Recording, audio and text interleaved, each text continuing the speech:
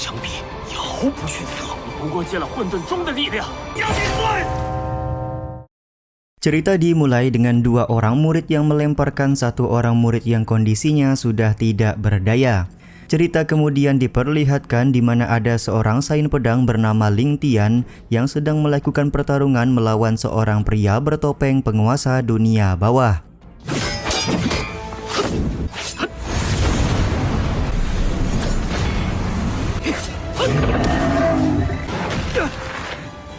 Setelah melakukan serangan demi serangan, secara sadar penguasa dunia bawah mengakui kalau orang yang sedang dihadapinya merupakan dirinya sendiri. Ternyata penguasa dunia bawah merupakan Ling Tian dari masa depan yang sudah menjadi boneka jalan surga karena jatuh cinta kepada seorang gadis bernama Yao Yifei. Betapa kagetnya Ling Tian setelah mengetahui penguasa dunia bawah melepaskan topengnya. Ternyata jalan surga sengaja membawa penguasa dunia bawah dari masa depan hanya untuk membuat mereka berdua saling membunuh satu sama lain. Semua itu disebabkan karena keberadaan sain pedang Ling Tian cukup mengancam jalan surga. Jadi hanya Ling Tian dari masa depanlah yang mampu membunuh Ling Tian pada masa sekarang. Setelah mendengar cerita ini, sain pedang Ling Tian pun mengurungkan niatnya untuk membunuh Ling Tian penguasa dunia bawah. Tapi karena masa depan sudah bertemu dengan masa lalu, maka harus ada satu di antara mereka berdua yang mati hari ini. Jika sain pedang Ling Tian yang mati, maka penguasa dunia bawah juga akan mati. Sedari itulah penguasa dunia bawah memusnahkan dirinya sendiri untuk memberikan bantuan kepada sain pedang Ling Tian. 你是过去的我，时间不多了。 Dengan bantuan ini, sain pedang Ling Tian akan kembali ke masa lalu guna memperbaiki semuanya dari awal dan menghentikan siklus yang tidak berujung seperti ini. Setelah penguasa dunia bawah menyerahkan jiwanya, jalan surga langsung muncul untuk membunuh sain pedang Ling Tian yang masih hidup. Tapi tentu saja sain pedang Ling Tian tidak bisa dikalahkan dengan begitu mudah, meskipun jalan surga mempunyai kekuatan yang absolut. 好我的莫呢？天道以命运玩弄众生。 Ketika pertarungan sedang pecah, kemampuan penguasa dunia bawah mulai tampak, yaitu sain pedang Ling Tian berhasil kembali ke masa lalu. Yap, benar sekali, seorang murid yang tidak berdaya dan dibuang oleh rekan-rekannya merupakan Ling Tian pada saat masih menjadi murid Sekte Dewa Pedang. Meskipun kondisi tubuh Ling Tian sudah tidak berdaya, tapi dia belum menunjukkan tanda-tanda kematian. Diketahui dan Tian atau sumber energi spiritual Ling Tian sudah dihancurkan oleh tetua Qin He, sementara tulang pedangnya sudah diambil oleh seorang murid bernama Qin Chuan. Dua orang murid yang membuang Ling Tian bernama Zhao Hu dan Zhao Long berniat menyerap energi spiritual yang tersisa di tubuh Ling Tian. Namun kesialan menimpa Zhao Hu dan Zhao Long karena Ling Tian justru menyerap balik energi spiritual mereka berdua. Ternyata momen ini terjadi karena sain pedang Ling Tian sudah berhasil kembali ke masa lalu dan mengambil alih tubuh Ling Tian yang sudah tidak berdaya. Sain pedang Ling Tian benar-benar kaget karena ternyata dia berhasil kembali ke masa lalu pada saat upacara penobatan pedang sedang berlangsung.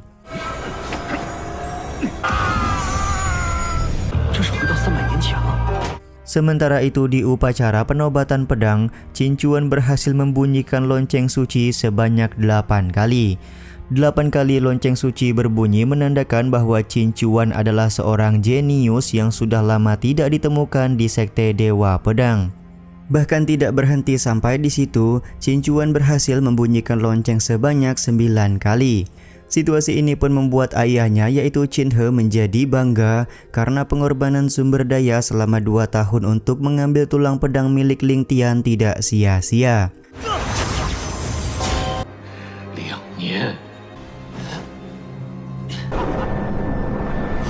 Tiba-tiba saja langit menjadi gelap serta lonceng suci berbunyi tanpa disentuh sedikit pun. Qin Chuan merasa bangga karena tulang pedang milik Ling Tian benar-benar memberikan bantuan untuk membuat fenomena seperti ini. Sementara itu para tetua Sekte Dewa Pedang juga menganggap Qin Chuan sudah membunyikan lonceng sebanyak 10 kali.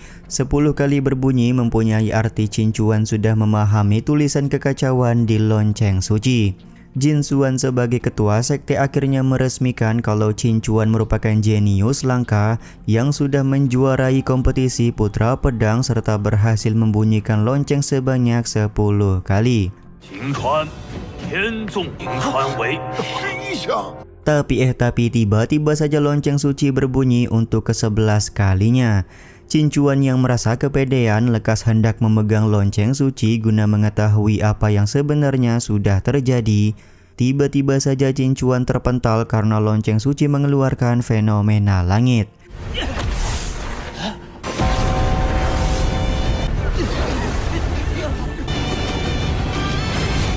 Ternyata fenomena langit ini disebabkan oleh kedatangan Ling Tian ke upacara penobatan pedang.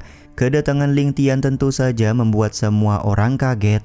Para murid-murid sebelumnya mendengar kabar kalau dantian dari Ling Tian sudah hancur, tapi kenapa dia bisa muncul di tempat ini? Dari arah lain Qin He merasa kesal karena dua orang muridnya yaitu Zhou Long dan Zhou Hu gagal untuk membereskan tubuh dari Ling Tian. Sementara itu Qin Chuan langsung berniat melakukan serangan kepada Ling Tian karena Bang MC sudah merusak upacara penobatan Qin Chuan sebagai putra pedang dari Sekte Dewa Pedang.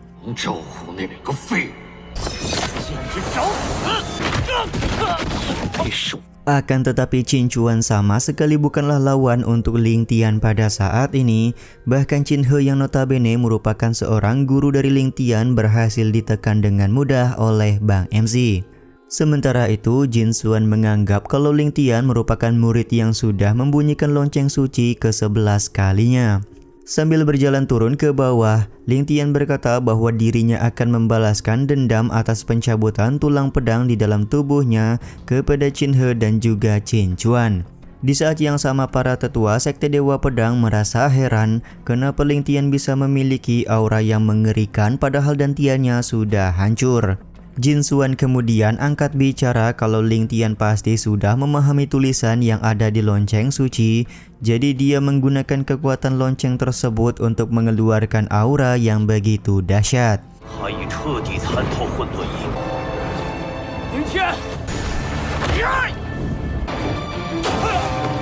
Qin Chuan yang belum menyerah dengan percaya diri kembali mencoba untuk melakukan serangan, tapi pada akhirnya inilah yang terjadi kepada seorang sampah yang mengambil tulang pedang milik orang lain.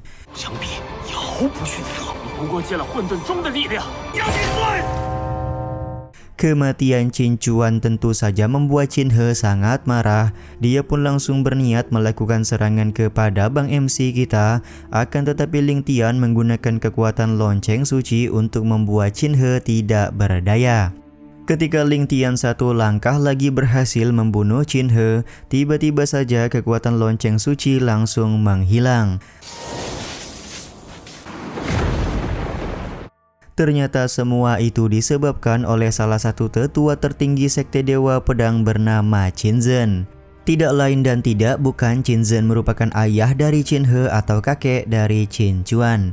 Qin Zhen tidak terima karena Ling Tian sudah membunuh sesama murid sekte dan melukai salah satu guru sekte.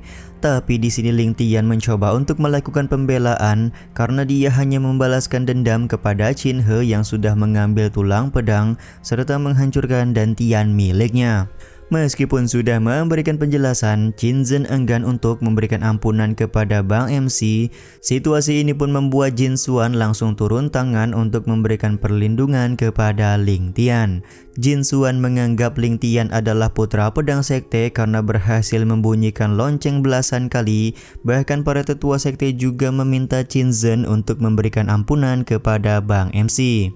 Meskipun dantian dan tulang pedang milik Ling Tian sudah tidak ada, tapi Jin Xuan yakin kalau Bang MC sudah memahami kitab suci kekacauan yang berada di lonceng suci.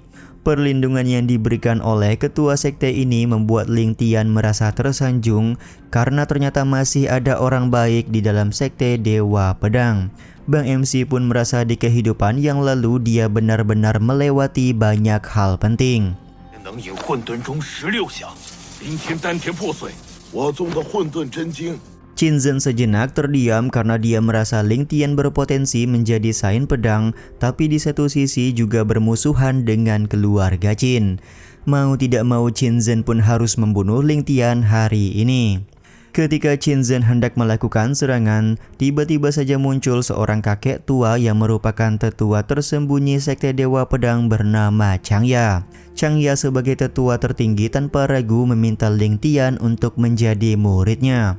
Ling Tian yang masih menyimpan ingatan masa depan merasa kalau kakek tua Changya memang tidak pernah berubah sedari dulu. 你可愿拜我为师，撒恨懂我？ Sementara itu Qinzhen meminta Changya untuk tidak ikut campur karena Ling Tian dan keluarga Qin mempunyai dendam yang sangat mendalam. Alih-alih merasa takut, Changya malah menghina keluarga Qin payah dan tidak berguna. Di sini kesalahan fatal dibuat oleh Qin He karena dia berani menunjukkan jarinya kepada kakek Changya. Beruntung masih ada Qinzhen yang menghentikan serangan botol tuak milik kakek tua ini. 你们一家子还真是，下次再吃我。古语有云。 Dengan gaya tengilnya kakek Changya meminta Ling Tian untuk meminta maaf kepada Qin He dan juga Qinzhen. Karena Bang MC sudah memahami kakek Changya, maka dia pun langsung melakukan permintaan maaf pura-pura. Setelah meminta maaf, Ling Tian bersama dengan kakek Changya langsung pergi meninggalkan altar lonceng suci. Sementara itu Qinzhen langsung memberikan peringatan perihal kompetisi putra pedang. Jika Ling Tian gagal menjadi putra pedang, maka Qinzhen tidak akan pernah memberikan ampunan. 走吧，连他的性命都难保，誓不为人。 Singkat cerita, ketika hari sudah malam, Qin He mendapatkan serangan dari seorang pria bertopeng di kediamannya. Pria bertopeng ini tidak lain dan tidak bukan adalah Bang MC. Meskipun Qin He sudah berteriak meminta tolong, tidak ada satupun orang yang mendengar karena Ling Tian sudah memasang formasi kedap suara. Setelah mendengar pria bertopeng berbicara, akhirnya Qin He menyadari kalau orang yang sudah menyerangnya merupakan Ling Tian. Qin He merasa tidak percaya kalau Ling Tian bisa sekuat ini dan dia pun menanyakan siapakah sebenarnya orang yang berada di dalam tubuh Bang MC. Banyak hal yang tidak kamu mengerti dan aku tidak mempunyai kewajiban untuk menjelaskan, ucap Ling Tian sembari membuat formasi guna melakukan penghukuman kepada Qin He. Cara yang sama digunakan oleh Ling Tian ketika waktu itu Qin He mengambil tulang pedang miliknya untuk diberikan kepada Qin Chuan. Posisi Qin He yang sudah ketakutan membuatnya memohon ampun serta akan memberikan apapun asalkan Ling Tian tidak membunuhnya. Tapi ya begitulah, tanpa ampun sama sekali Ling Tian mengambil jiwa dari Qin He dan menghancurkan jiwa tersebut di luar tubuh dari Qin He.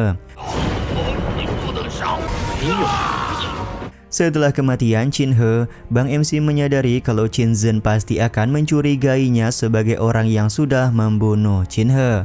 Untuk itulah Ling Tian akan berusaha semaksimal mungkin mengembalikan ranahnya seperti dulu guna bisa menghadapi Qinzhen yang mempunyai ranah lebih tinggi. Singkat cerita, 3 hari kemudian, mayat dari Qin He berhasil ditemukan oleh Qinzhen. Karena saat ini Qinzhen harus fokus melakukan terobosan mencapai ranah Sage, maka dia memerintahkan salah satu tetua Sekte Dewa Pedang bernama Qin Hai untuk membunuh Ling Tian. Perintah yang dilakukan oleh Qinzhen ini juga sekaligus menutup episode kali ini ya guys. Ya udah deh, sampai di sini dulu aja video kali ini. Mohon maaf jika masih banyak kekurangan dan kesalahan dalam penyampaian kata-kata ya.